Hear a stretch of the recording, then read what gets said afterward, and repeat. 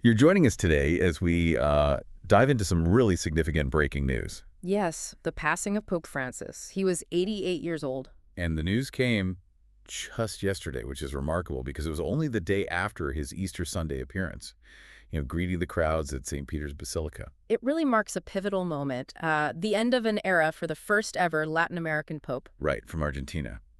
And a figure who, well, many saw as relatively progressive, certainly within the context of the church. Definitely. And for this deep dive, we're drawing on a CBS News special report. It features John Allen, who's the editor of Crux. Oh, yeah, they cover the Vatican and the Catholic Church really closely. Exactly. So our aim today really is to get a handle on the immediate reaction and maybe start to grasp the significance and, let's face it, the often unconventional nature of his papacy. Okay, so let's start there with that initial reaction. Based on John Allen's reporting, the timing, um, Yeah. it really is quite striking, isn't it? It is. The news breaks on Monday, the day after Easter Sunday. Which, as Allen notes, the Italians call Little Easter. It's usually a day for, well, rejoicing. Right, a holiday. So this news casts a bit of a shadow, a sort of bittersweet feeling, you could say. Definitely bittersweet. And what makes it even more surprising, perhaps, is the context of his health. He was just seen in public. This is after that really long hospital stay, 38 days. Yeah, for double pneumonia. And there were reports, weren't there, that doctors had basically said, take 2 months off, lockdown. That's right. So for him to be out there yesterday, it just, well, it really highlights his character, doesn't it? What drove him? Absolutely. Allen brings up Pope Francis's really deep desire for contact with ordinary people. The forgotten, the marginalized. He calls it his élan vital. His life force. Exactly. That need to be with people, it seemed fundamental. And, thinking about that Easter Sunday appearance, Allen raises a pretty compelling idea. What's that? He suggests that if Pope Francis could have chosen a moment for his exit, well, having just been there, connecting with the crowds. He couldn't have scripted it better. Yeah, I see that. It feels fitting, in a way. It does, and it sort of leads into this broader point about how he consistently, well, did things his own way, even right up to the end. Oh, for sure. The report quotes that sentiment, this was a pope who always did it his way, and his final months really seem to bear that out. Think about him leaving the hospital.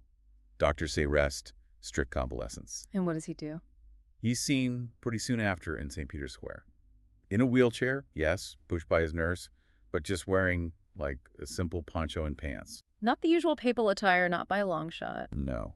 And apparently he wanted to pray before a statue of St. Pius X, a predecessor he felt close to. It was personal. It really was. These actions, they seem small, but they communicated so much about his priorities, didn't they? They really did. And then, the final Easter Sunday, he gives the traditional blessing, Urbi et Orbi, to the city and the world. A cornerstone event. Right. But then he also gets in the Pope Mobile. And he makes a point of stopping, greeting young people, ordinary visitors. Things that are usually quite managed, quite restricted, access is limited. Exactly. And Allen really emphasizes these were his folks, his crowd. That connection, it was everything to him, it seems. To have that one last time, Yeah. you have to imagine it meant a great deal to him personally. It really helps frame how we might understand his entire papacy. And now, of course, with, 1.3 billion Catholics worldwide processing this? It's a huge global community. The focus inevitably turns to his legacy. And the report touches on this complexity. Progress in modernizing things, yes, but also the limitations, the traditional forces he was up against. Yeah, Allen describes him as both deeply beloved and also a real lightning rod for controversy throughout his 12 years. A roller coaster ride, I think was the phrase used. That sounds about right, which suggests the reactions we're likely to see will be pretty varied. Absolutely. The report points out you'll have some on the Catholic right arguing he strayed too far from tradition. They'll be hoping for a successor who's maybe more conventional. Okay, and on the other side? Well, those more on the Catholic left. They might appreciate his inclusive tone, his outreach, but they might feel he didn't go far enough on some really tough issues, things like the clerical sexual abuse crisis or, the financial scandals in the Vatican. They see the reforms he started as still very much a work in progress. So it's clear the debate about his impact is just beginning, really. But for today, as Allen suggests, the focus is more on reflecting on this, well, remarkable figure. And someone who defied convention right from the get-go. You mean those first moments? Exactly. That incredible scene, his first appearance on the balcony, he kneels down.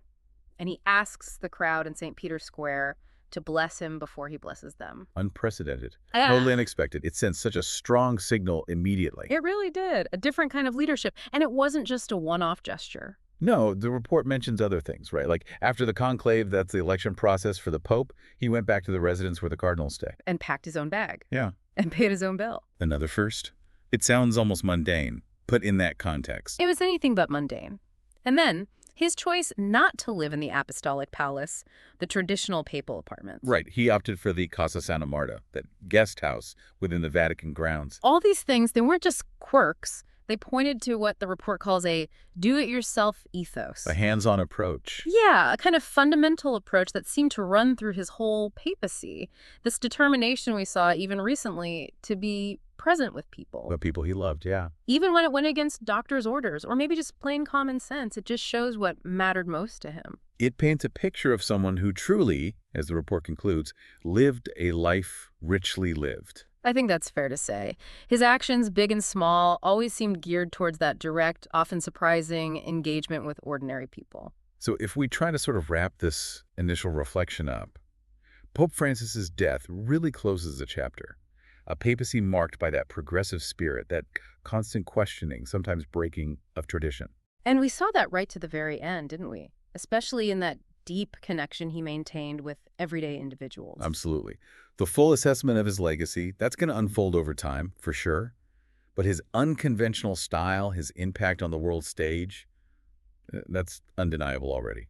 It really is. Which maybe leads us to a final thought, something for our listeners to mull over. Pope Francis consistently prioritized that direct, personal engagement, didn't he? Even when advice or precedent suggested otherwise. He certainly did, against protocols, against recommendations sometimes. So could there be a broader lesson there?